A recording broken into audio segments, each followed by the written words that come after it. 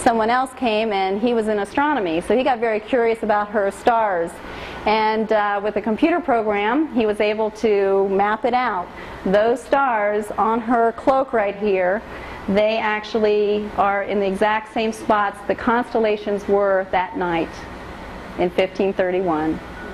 So there's all kinds of miracles that are still being discovered about Our Lady of Guadalupe. But the biggest miracle, of course, is that for over 8 million people have come to know Jesus as their Christ and Savior. And this is why I love Our Lady of Guadalupe, because it's so Christ-centered. One of the signs too is, if you see the little sash she has, that indicates that she's with child.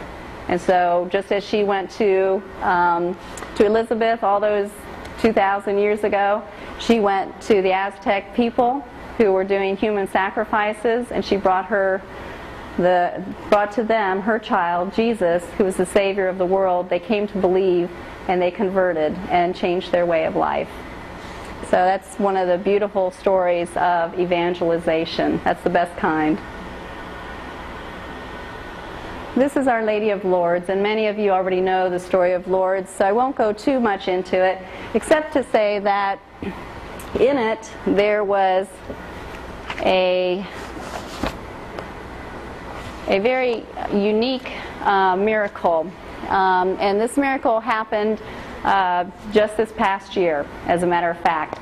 We have celebrated 150 years. They just closed the Jubilee year on December 8th of last year. And one of the miracles that happened, this is from Father Roten, who went over for the closing of the Lourdes year and was the keynote speaker. And what happened is the Pope came